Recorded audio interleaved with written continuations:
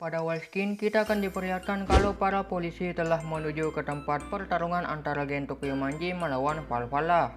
Mendengar hal tersebut, Aitani bersaudara pun segera pergi, dan para penonton lainnya. Namun Kazutora memutuskan untuk tinggal bersama dengan Baji. Kazutora menyuruh semuanya untuk pergi.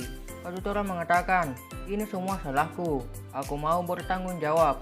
Maiki menyetujui apa yang Kazutora katakan. Draken menyuruh anggota Toman untuk bubar.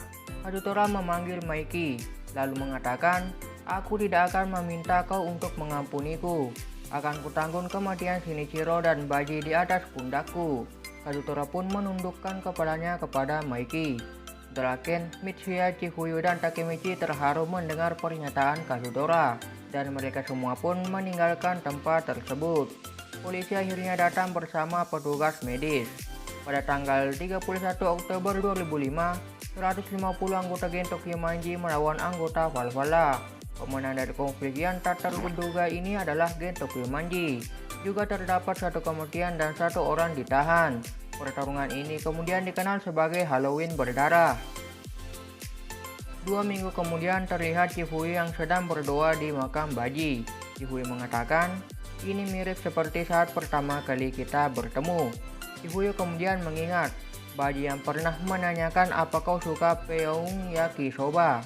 Chifuyu membelikan satu bungkus, seperti yang dia janjikan, setengah untuk Baji.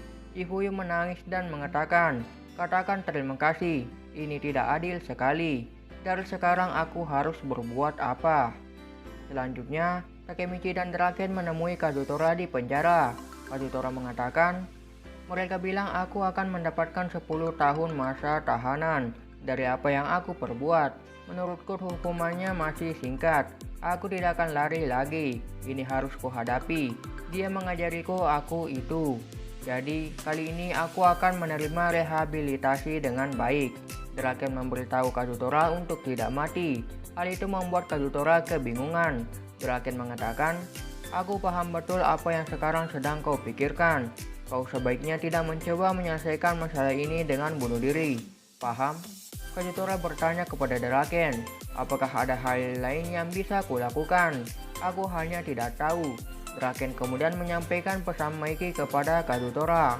"Sekarang dan selamanya, Kazutora adalah keluarga Toman. Aku memaafkanmu." Terlihat juga Maiki yang sedang mengunjungi makam Baji.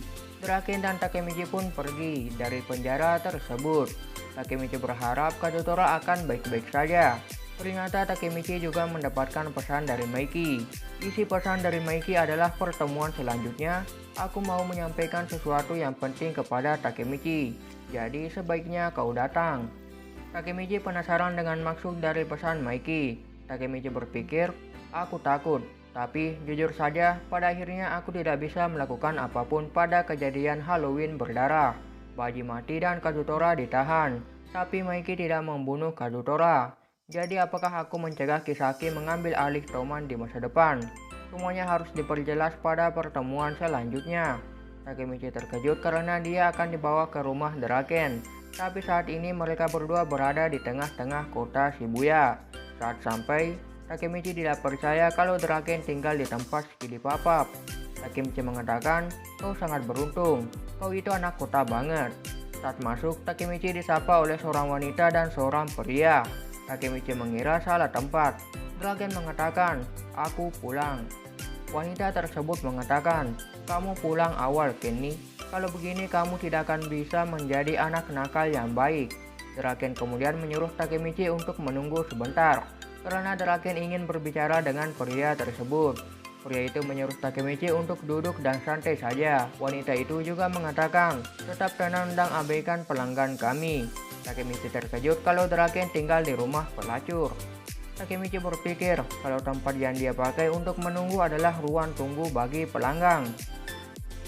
Pria yang memotong kukunya dari tadi kemudian masuk ke toilet.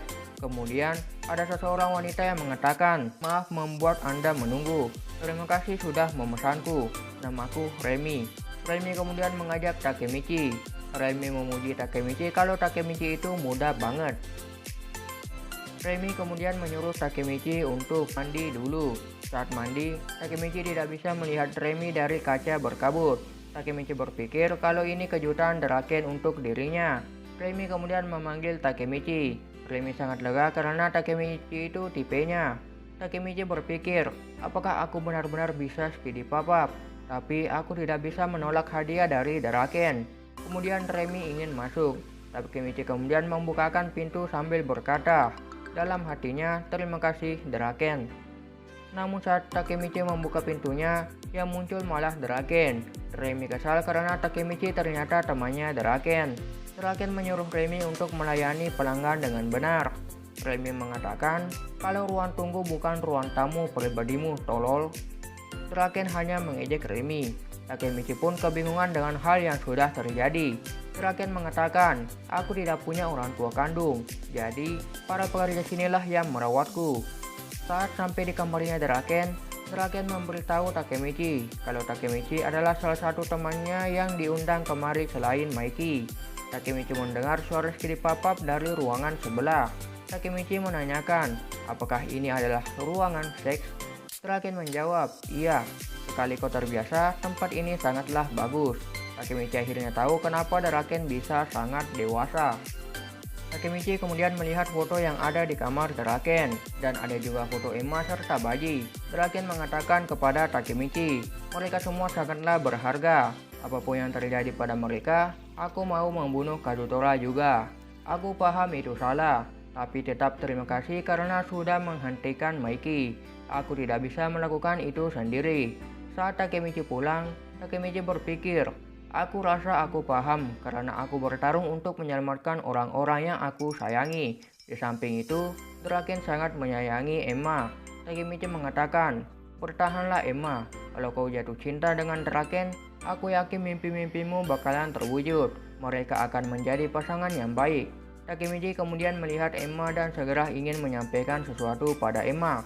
Namun, Takemichi terkejut karena Emma mengatakan, aku mencintaimu Mikey, dan memeluk erat Mikey.